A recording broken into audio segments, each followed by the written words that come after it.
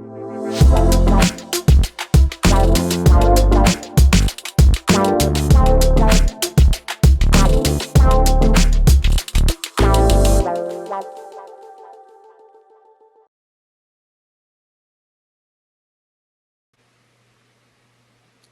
to our latest edition of the Vitrina podcast. A very, very warm welcome to all our listeners and also to our two dashing young guests. Sanjay is a board member for Vitrina and is actually going to flip the roles. Usually, I conduct the interviews with great innovators and movers and shakers of the entertainment supply chain. Today, actually, the roles are reversed. Sanjay is actually going to conduct the interview because the news is about Vitrina and our alliance with Storied Media Group. And that's a great cue to actually introducing Todd Hoffman, who's the founder CEO of Storied Media Group, and joining us all the way from sunny New York. All From right. New York. A quick intro to Sanjay, and Sanjay, then you should take over. The reason why Sanjay is actually here is I couldn't think of anyone else better to actually sort of conduct this interview to really break our alliance to the entertainment industry. Sanjay is actually not only a Vitrina AI board member and investor, but he also has a very rich history in the media industry itself. He's been with some of the biggest names in the industry, and he's also been founder of a media startup, and now also actively invests in all kinds of fun companies, including this very hot media company that's called Vitrina AI. So with that, Sanjay, happy to have you flip the roles on me. Over to you. Thanks, Atul, and welcome, Todd. I actually thought you would add this one other piece, which was that I was responsible for introducing the two of you through our good friend Rich Batista, I believe. So, That's right. for good or bad, I am responsible for this particular the genesis of this partnership. So I think it's really interesting. It's going to be free flowing. I'm going to ask you, Atul. I know you've been asking tough questions of your guests, so I think it's time that I repay the favor. Um, so first off, it's great to see. I'll consider it the extreme left side of the supply chain in the sense of from the ideation. When we think about supply chain, usually you think about hardware or technology, and I think it's great that bringing Todd on here is a demonstration of the fact that there are so many different elements of the supply chain, starting with ideation and IP.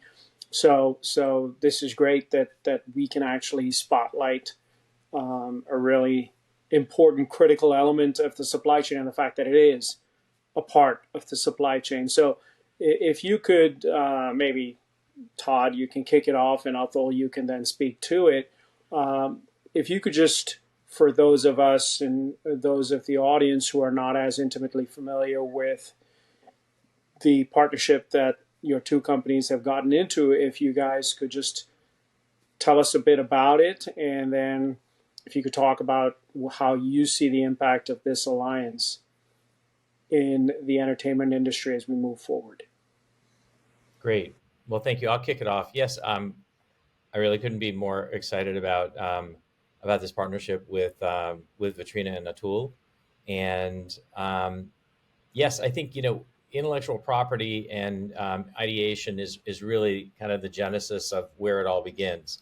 And also interestingly, it really does then inform what the supply chain looks like for each individual project, given the kind of story that it seeks to tell, whether it's a massive 4-quadrant, $300 million film, which informs a certain type of company to see it through, probably over 2,000 to 3,000 people working on it, to a small independent film for $2 million.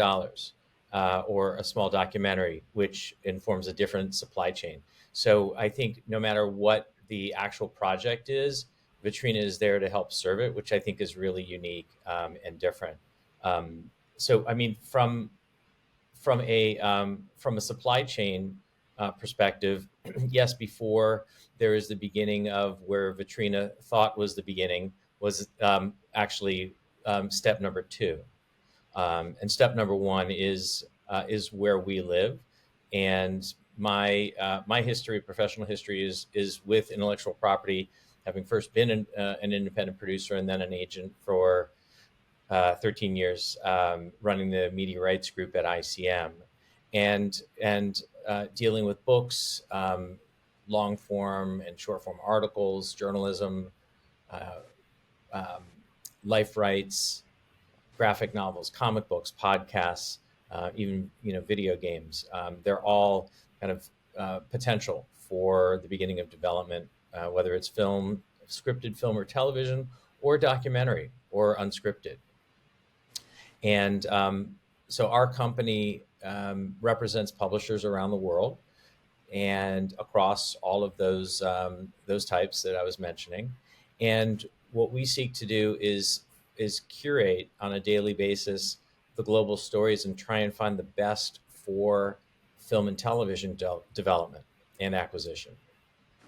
And so we're constantly curating with our team, trying to find the best stories. We curate them down, and then what we ended up doing is eventually we generated and we developed and built an online marketplace called Story Scout, where we could house all of the stories so that people can actually access them and search for what they want.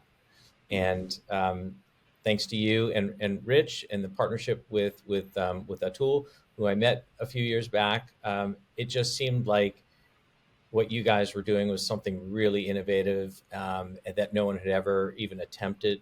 And I think an immediate kinship on the founder side sparked us wanting to keep up with each other and see how things were going. Um, and and I think that we've been following, although we attack different aspects of the business, we've been following similar paths. And with that, I'll turn it over to Atul to finish. Fantastic. No, Todd, that's absolutely right. Sanjay, the way I'll describe the partnership and the alliance that we have is that if you think about Vitrina, right, we are essentially following all projects that from their development to once they get commissioned or greenlit or financed, and they get onto the production floor, and then they gallop towards post production, and then finally packaging, delivery, and then release. Right, we are essentially following that entire sort of trajectory. Virginia today essentially monitors and tracks every project on the planet across 100 countries, and we are on a daily basis sort of adding that to our intel. And then in every company that is associated with that project, whether in the development cycle or the production side, and then all the companies that subsequently get attached to it, including service providers, vendors, suppliers, they all get connected to that particular those projects, right? And what that does is that intel gives us a great perspective on the companies that are really shaking it, that are really moving mountains to get the projects to the finish line, the most trending companies, the most innovative companies, the most active companies across the value chain, right?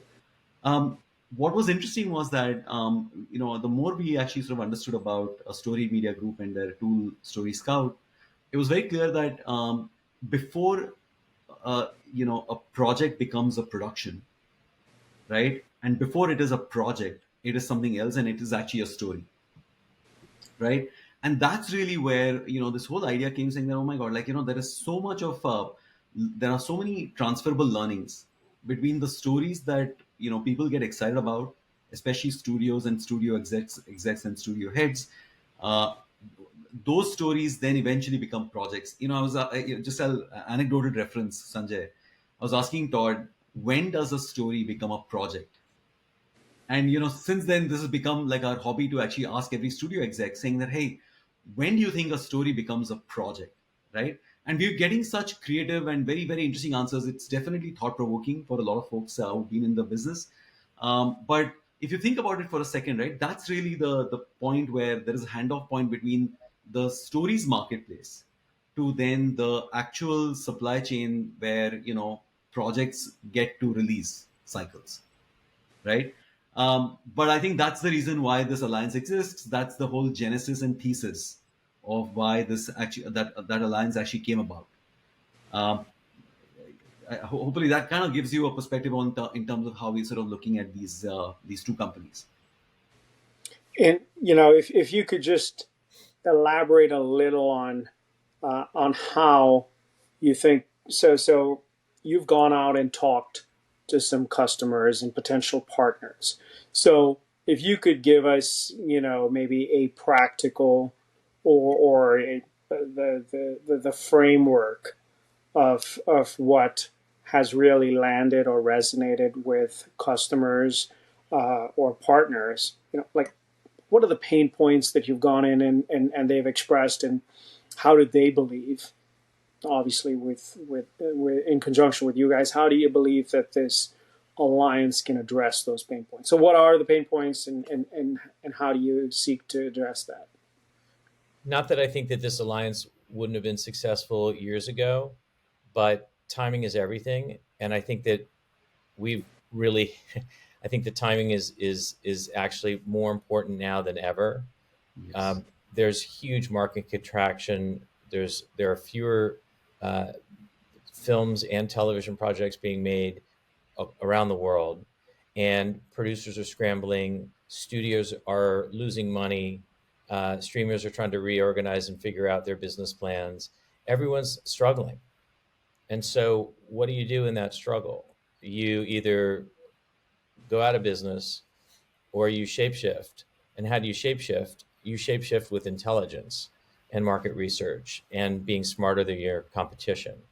And one thing that I think is so important in terms of the timing is Vitrina shows up and has the ability to give executives, producers, directors, writers, really anybody involved in the making of television and film up to the minute market intelligence so that they can be smarter faster. And that's what really appealed to me about this kind of alliance. And now the idea strategically is that because there's so very little overlap between our two companies, and yet in terms of size and scope, we're both looking to achieve the same types of business. That is to say, we both want to be global, but there's very little overlap. So the alliance allows producers, studio executives, network executives to um, to learn about what's selling, what genres are working in what company, in what countries, and then turn to our marketplace, and then go and find that, and then transact quickly and efficiently. Alternatively, they can find the great stories that they're excited about and passionate about, and then figure out how best to finance them. Where in the world can they do it? If not domestically, where most of their relationships are, whatever country they're in, where else can they do it? How do they do it? They learn by Vitrina. They learn the companies that are buying and actually the individuals that are buying within those companies. And that's what's super attractive now, I think, more than ever. Wouldn't you say, Atul? Yeah, I mean, some of the things that really resonating with all the studio execs that we've met so far, as this two alliance partners going out and talking about how we can solve some of their issues. Sanjay, to your question, everything that Todd mentioned, right? Intelligence about what kind of stories should get funded, what kind of stories are really getting all the love from content financiers, commissioners, and streamers, broadcasters across different markets. That tends to be different. A lot of that information had so far been very anecdotal. It was very ad hoc. It was very haphazard. All right. And hey, did you read this article that's come in this trade journal? And have you read this? And have you read this statement? As one of the studio execs actually called out, either I can read everything that's published about HBO and Netflix and Disney and Paramount, or I can just do my job. Right. And we are essentially doing is that intel is sort of getting distilled to something that can really make sense of, hey, in Europe, in LATAM, in the US, in Asia, what kind of themes are resonating, what kind of content is getting financed, That's one aspect. Once you have a really really good handle on that, you can get to Story Scout and figure out what stories are in those themes, what kind of stories are kind of really sort of in that space. And then once you are sort of getting a short list of those stories, you can come back to Vitrina and figure out who are the best partners for those projects. Which studios, which geographies, which groups should you partner with. One of the key pain points that we heard about, so all of these are pain points that we heard about. Intel, too much anecdotal information, too much of dependence on trades, and too much of just he said she said, sort of a transmission to each other. The other aspect that we're now hearing more and more is financing is getting tight, and new creative ways of partnered financing, co-development, co-productions, right? That's the name of the game, right? Maybe you should get the Brazilians to co-develop. Maybe you should get the Koreans to co-finance, right? The French. I mean, some of the markets continue to do very well. We've been studying some large groups as part of our Vitrina undertaking, where we are seeing incredible performances even in first half of 2024, when Hollywood's actually crying with the finances that they're looking at. We're seeing other countries still give 5%, 7%, 8%, 12% growth in some of these large groups in Europe or in Asia, right? So the question then is that, hey, maybe we should look at other creative ways of financing some of these new projects and productions. And it's the intel relating to all of that that is really exciting in all of our early conversations with Hollywood. Again, Todd is an Hollywood insider, and he's really been sort of get rallying up a host of his connections to sort of talk to us. And then we're essentially sort of asking the right questions, listening very carefully, and then really talking about how we could solve some of the problems that the studio execs are talking about. Got it. I What want to would touch on. Sorry, go ahead, Todd. I was just gonna say what would make your head spin, because you're in the tech business, is and Atul and I were talking about this after we had a meeting with a triple A list producer, whose box office returns have been well over $3 billion, and we asked what some of his pain points were, and he basically listed all of the things that Vitrina solves. Um, he doesn't know trends. He doesn't know who's financing what, and it would make your head spin that as technically cutting edge as Hollywood is in front of the camera on screen, they are as technologically backward behind the screen. And I think that's what's exciting about Vitrina, frankly, and Story Scout, is that we're both disruptors, and both of our systems are very, very easy to use. And so they Mhm. provide tremendous insight and resources and a marketplace that actually kind of feels like it's at this going at the same pace as technology in other industries, kind of getting Yeah, people up to date. That's right. got it. Makes sense. So, Todd, you touched on, you used a word or phrase, global, but you've been spending a bunch of time, and obviously your relationships are in Hollywood. How do you think of the leverage you could get from Vitrina as you think about the future for your company going forward in terms of looking at it from a global perspective? And it could be as much as taking your formats or your stories to a different format in Asia versus and South America versus what you do in the US. Yeah, great question. I think one thing, I mean, there are, I think, infinite possibilities about where our two companies can go together in terms of the IP that we provide and the access points that Vitrina provides. Our stories are international. We source from every continent, and increasingly there's so much cross-border buying, because companies want to buy great stories. And if they're doing scripted, they don't care where they come from. If there's something that's really good and a great piece of IP from which they can build a story, then they'll just buy it. They don't care if it comes from Poland or Switzerland or the United States. And so those access points are difficult to achieve without a company like Vitrina, which has access to 100,000 companies. And otherwise, frankly, we'd have to build that distribution system, and go a lot slower in terms of accessing these producers. So we felt like our IP and our transactions could be expedited eventually with the inclusion onto the Vitrina platform, so that we can actually get producers what they want in a very timely way once they learn what the market's looking for. Yeah, I think we definitely are a lot more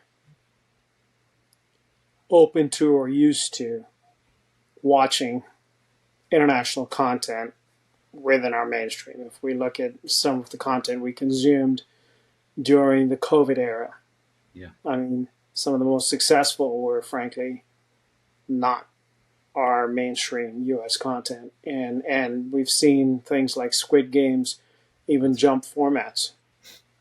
So going from the scripted to you know going to unscripted to a certain extent, or game show format. So um, very interesting. So switching up for a second, as you think, I said, look, this is very much at the origin part, or the left. I don't want to get into political discourse, but I literally, since English is written from left to right, I'm presuming the supply chain follows that linear path. Um, what do you think your touch point is with that next step of the supply chain? So, you've got the ideation piece, you're working with Vitrina, you're propagating what you can do for producers. Is there a handoff or a touch point that you guys feel as a joint offering you are better positioned to help? You've kind of mentioned, things are collapsed, everything's tighter. I think the turnaround has got to be somewhat more efficient, just as a matter of fact of efficiency. My presumption is that you would be able to take something from ideation to fulfillment and distribution sooner as we move forward. So, are there any efficiencies that you see in the next stage of the handoff, as you think about your part of the supply chain and the one immediately after the IP creation part? One aspect to talk about there, just in terms of how this can really sort of be a win-win for both the companies here, Vitrina and Storied Media Group, but also the industry in general, and our users, right? There is increasingly with some of the larger groups, there is increasingly this whole uh, talk of the IP value chain, that how much can you exploit the IP across different forms, right? We are seeing moves by some of the majors, including Netflix, into gaming in a big way, into retail experiences, right? And into recreation and so on and so forth. What is fascinating, and sorry, did I forget to mention merchandising? And there's a lot of sort of economic value, as well as fan base expansion, that you can really sort of start getting about. So I think as we look at this alliance, I'm actually super excited about the conversation that we're having, just relating to IP value chain, that a lot of the global groups are getting excited about. Why? Because they want to actually go into different constituencies and be able to address that with the same IP that they've actually sort of secured. And that, I think, poses an exciting, sort of lateral move for, even Vitrina, with gaming as a very very exciting extension for us.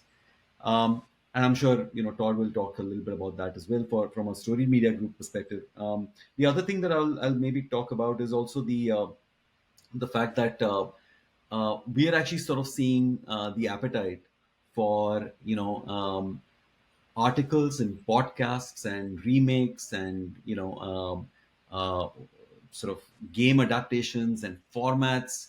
Again, as we go forward in our sort of into the industry, the Todd is actually getting more and more ideas about how to sort of get that IP as well under his belt with Story Scout. So again, off to you, Todd. I don't know, some of these things resonate. I think the good news is globally, producers put together projects the same way, which is great for us. Everything starts with IP. And look, that IP might be a completed script. But increasingly, well, if you look at the annual top 100 films globally, year in, year out, 50% are not original. So of films, 50% are based on something else, whether it's a best-selling book, a non-best-selling book, a video game, an article, or a true story. 1 out of 2. And in television, it's closer to 80%, 75 to 80%. So the introduction of Story Scout domestically and abroad, and we've just started abroad, has felt to us like a breath of fresh air to producers. Like finally, I've got some place that I can go where I can easily transact without the BS agency game, because the way our business model is set up, we're actually rooting for the producer, not trying to jack them and leverage their interest to get more interest to jack up the price. We do quite the opposite. So interest has been phenomenal. And every time, whether it's in a meeting in the beginning with Atul or by myself, whenever I pitch the idea of Story Scout in addition to Vitrina, people just immediately say that makes so much sense. And or wow, now I can do everything with you guys. And in terms of saving money, Sanjay, I mean, I think both of our systems are geared towards increasing efficiency for for executives around the world.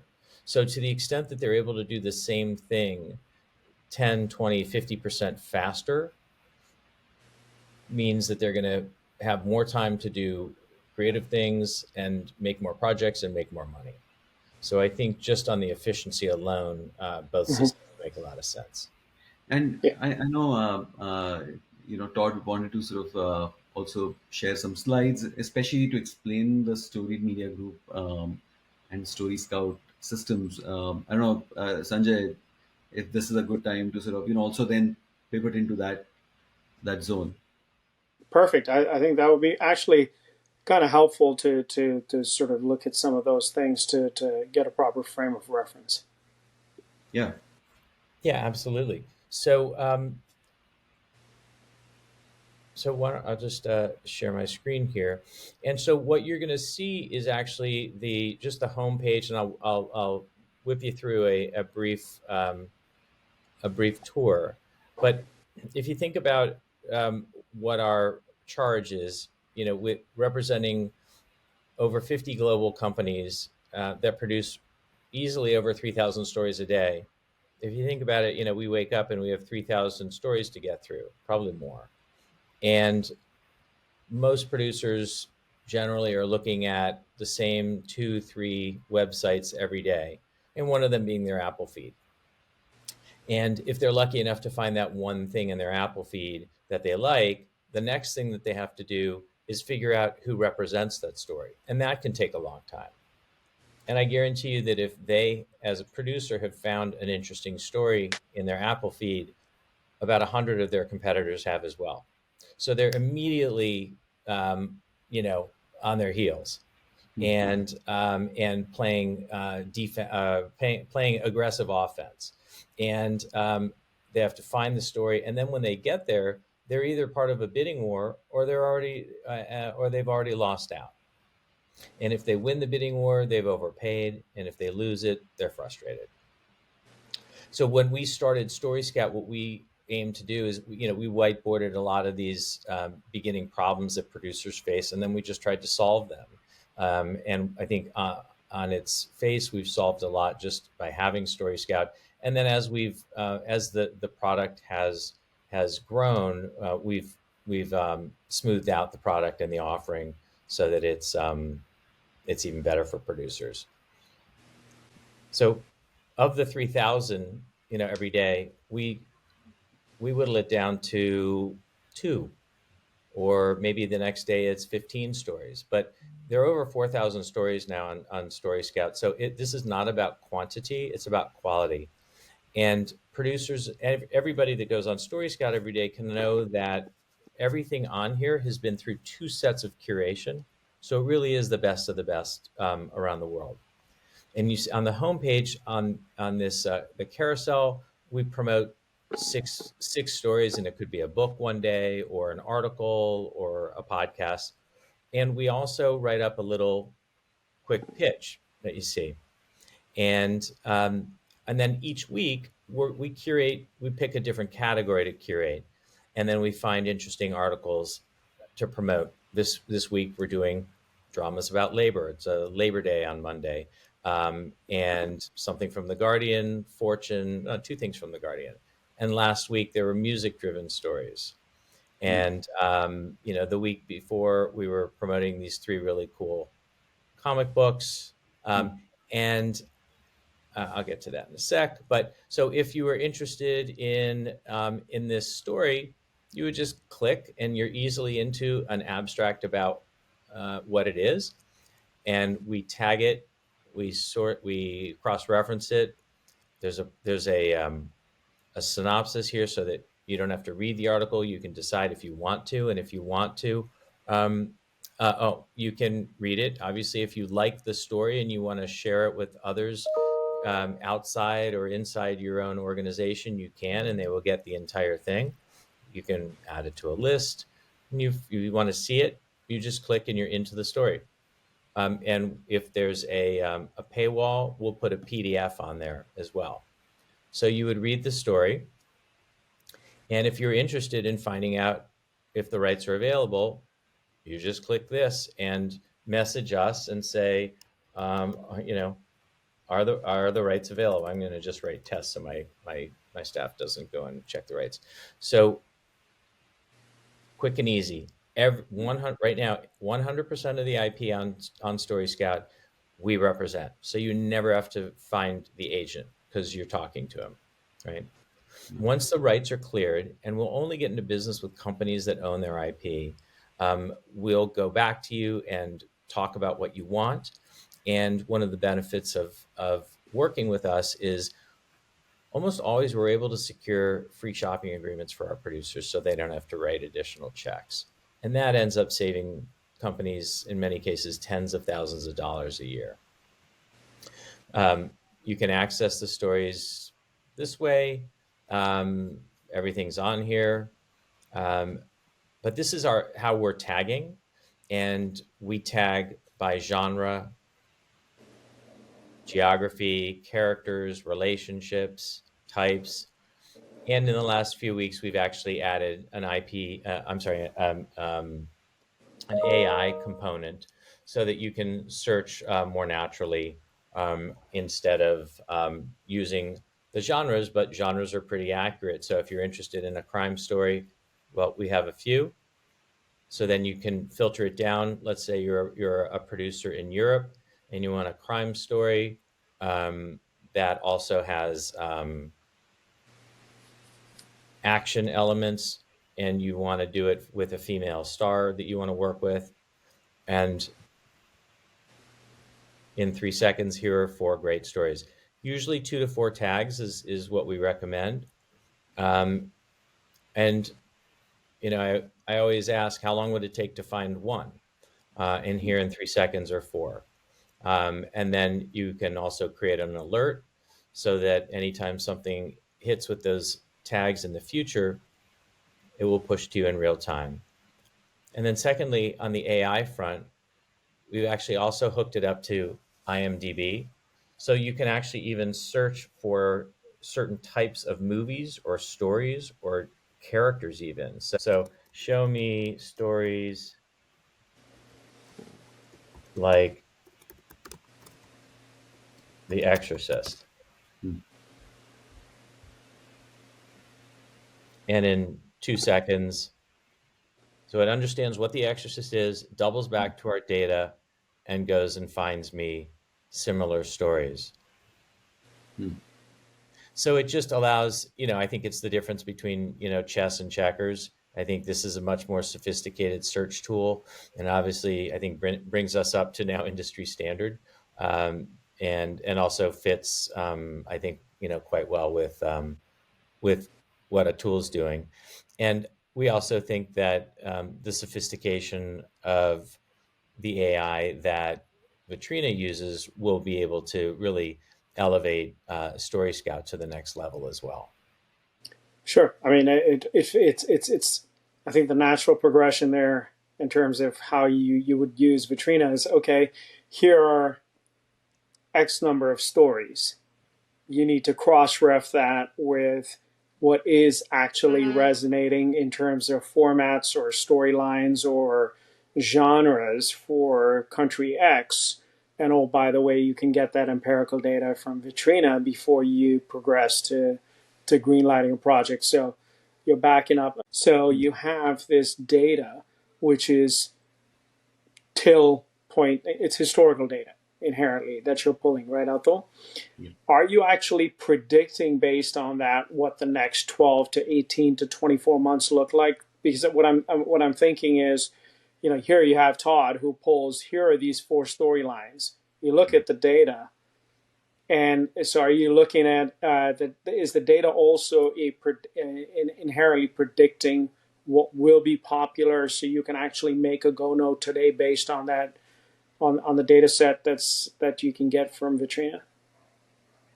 That's a great question, Sanjay, and we're sort of seeing that really play out to our advantage as we go out in the industry and talk about really the predictive capabilities that we have now, right?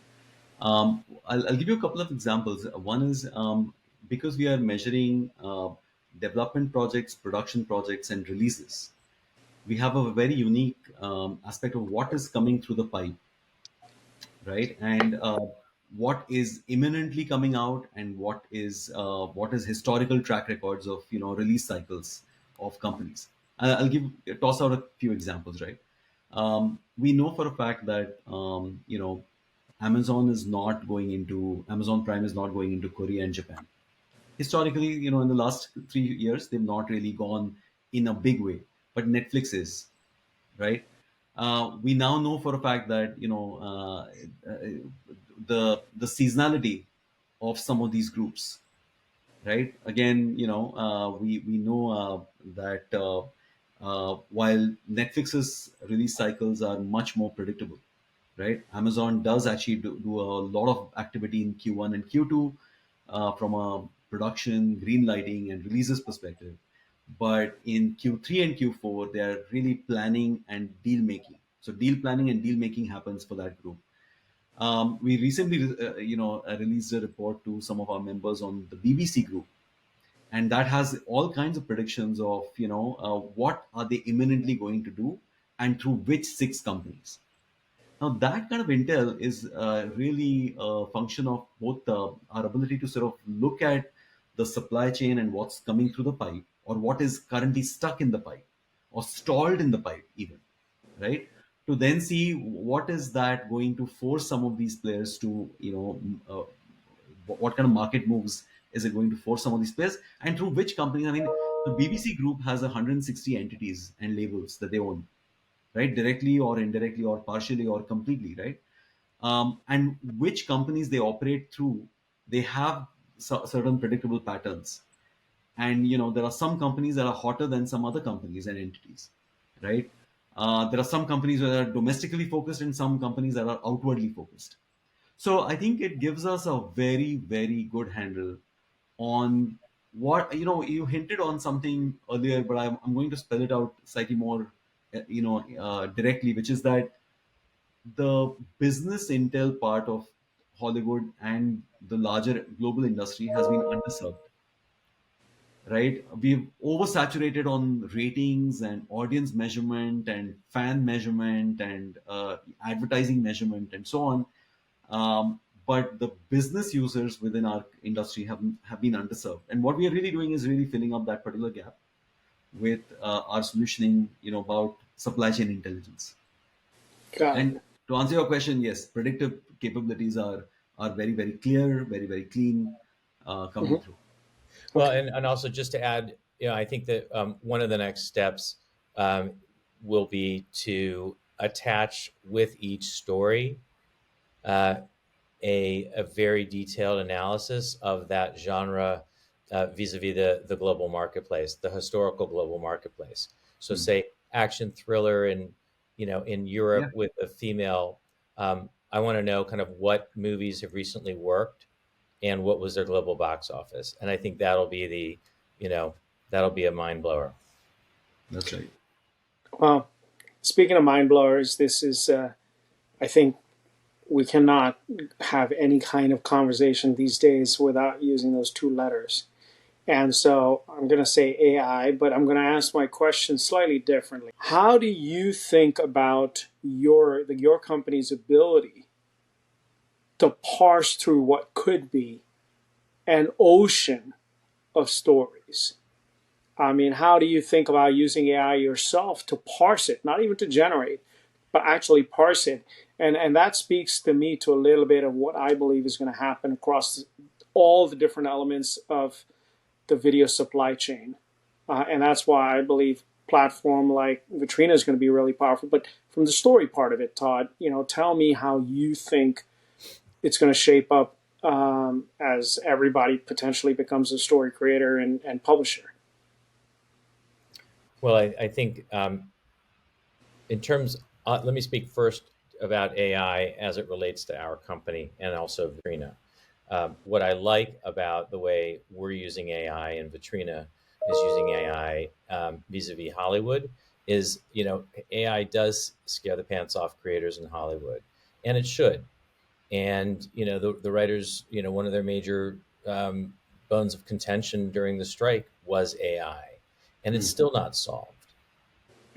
What I like is the way we're using AI is like, let's call it good AI. In other words, it's about making people's lives easier. It's about up to the minute information, and it's not about taking anybody's job. And it's certainly not about creating intellectual property. It's about making people's lives easier so that they can perform at a higher level right now. In terms of how we're going to use AI, right now, and right now, most of our curation is with human beings. And the reason why is that AI doesn't have taste, we say. But AI is going to have taste. It's coming. And it's certainly going to be able to be taught taste. But right now, I think the distinction and the reason why people are paying the price that we're asking them to pay is that a machine is not telling them what's interesting. We have individuals, we have human beings that they know and that they can touch and meet for lunch, that are saying, "Hey, we think this is special given the marketplace, and we want you to see it." And I don't want to live in a world where everything is just delivered by a bot and that there's no actual human connection. And I think certainly Hollywood was a town that was based on relationships and based on people, knowing people, doing deals on napkins, and in many ways that same spirit remains today. And I actually hope that it continues, and that it's not just machine to machine saying this is good because this the data says it's going to work. At the end of the day, people in Hollywood and producers around the world, they're not creating content; they're creating art, and their job is to create art that people want to see. And if people see it, they'll do well, right? And so it's about taste. It's not about data. Data doesn't get people to the box office. Good taste and good filmmaking and good television storytelling is what pays off. And so, I do think that there will be that humans will continue to lead the global film and television community, and AI will certainly continue to make people's lives easier, but it's not going to replace um, the brains and what taste is all about. Got it. Well, um, Atul, I'm going to ask you a tough question. Um, Okay. you have, well, you have looked, and I consider you as sort of the right blend to bring the solution to the industry, because obviously from the Bay Area, you have a technology background, you're steeped in technology.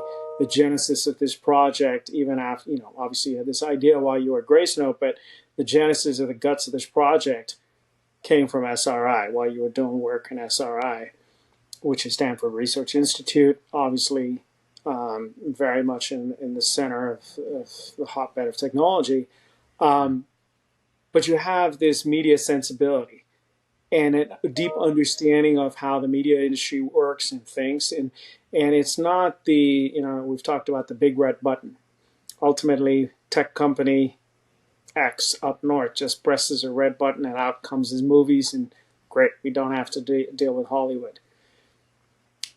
What, in your estimation, is the right blend of sort of this media and technology world as it pertains to the future of movies and TV? Because it's no secret. Balance sheets are being restructured. P&Ls are being challenged. You're asked to do it. We've said this. We've talked about it. You're asked to do more with less, which is go global, source globally, release your platform globally. Oh, by the way, do it with fewer people. There's only one solution. You're going to have to sort of bridge this gap with technology. But how do you, as someone who's dealing with both sides of this, see this blend, not from from the technology company's perspective, but how do you see it from the media industry's perspective? What do you believe they need to do to incorporate solutions like Vitrina from the point of view of human capital or even just corporate structure and sensibility? It's a great question, and it's got multiple layers. But I'll, maybe let's uh, peel off a couple of those layers. I think one aspect that we are seeing is that the all of these changes, whether we talk about generative AI, whether we talk about just cloud computing now, really having massive amounts of video to process, massive amounts of metadata to process, massive amounts of all kinds of other data sets to process, because now it's on the cloud. Post COVID, the one thing that has also changed is that now you've got more of the creative industry on the cloud, just so that the machines can keep analyzing all kinds of stuff and create solutions. um, you've got disruptions because of gaming engines, which are now able to give us animations and special effects at a different class, with a different rendering speed, right? So we are seeing, a deep impact of, technology on parts of the whole supply chain. I mean, Vitrina has a really, really amazing vantage point, because we are kind of like looking at the guts of the supply chain, right, and looking at different slices and aspects of the value chain, to see which parts are getting affected. Where do you have challengers already appearing from the tech world? um, where are existing companies pivoting very, very quickly and bringing those challenges in house, right, as part of their own solution? So we are seeing that real power happening. Those are like hand to hand street fights that are going on in different parts of the supply chain, and we can feel it and we can sense it. And then of course there are other parts of the supply chain which are kind of caught napping. Hopefully, they wake up and they actually sort of embrace what is really the transformation that's going on. At the end of the day, look, when calculators were invented, people thought accountants would go out of jobs because they were using, reams of paper and like pen and pencil and trying to total up things. And calculators did not take out the accountants. They actually evolved accountants to do higher order jobs, and I think that will happen. New tech will come in. In the first instance, people will think, oh my god, like this is going to replace everybody, except that a lot of those really creative sort of folks, really technologically um, ace sort of folks will actually evolve to controlling other parts of the equations, and they will have roles to play. Finally, uh, whatever is the creative output has to be appreciated by a human audience, and human beings can change their tastes very rapidly, right? And I think what is going to be fascinating is we are going to see a fair amount of tussle within the guts of the value chain, between tech, creative, and the new and the traditional. Maybe the answer is you should have the children of tech founders by Hollywood studios, and that is probably the best blend. That's an innovative idea. Hey, I I'm wonder saying, why. I wish I had that's thought of that. when you think about making, let's have it be truly organic. But Fascinating. anyway, Uh, uh, In on our side of the business, when we pitch, the way we're trying, when we're in large rooms, every time without fail, the youngest person in the room looks really scared when we pitch because they think they're going to be replaced, and because we're now them, and we're not out to replace their position. We're there to supercharge them. We're there to make them a superhero for their company so that they can be super efficient, make their bosses look better, make more projects, make more money. And so that's our answer. And then they breathe deep, and then we get them on the system and we work them, and they see uh, just how efficient and what a good tool Story Scout really is for them. yeah, I think the thing that I will say, everyone always talks about one to one. They talk about what you want, when you want, where you want it. Well, going back to the what you want, mhm.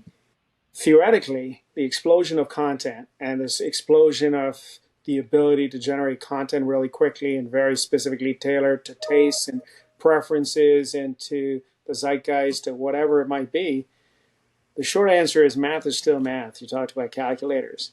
So, you know, maybe a story can find 1 million people out of 7 billion. And that's a big enough audience. And so ultimately, maybe that is the way a ton of the proliferation of content ultimately is absorbed. And that's where I do believe technology can help it, where we wind up getting what we want, we being the one of the 1 million people on the planet for whom this particular piece of content might resonate.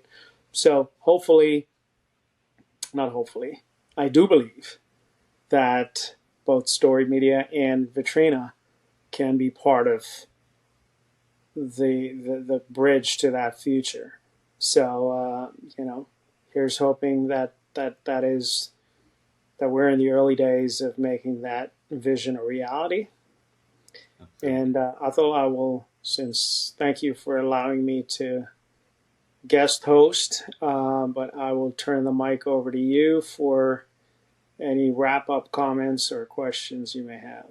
And I would just add, by all accounts, early indications are it's working. Our meetings have been going very well, and they people are eyebrows are raising, which is great.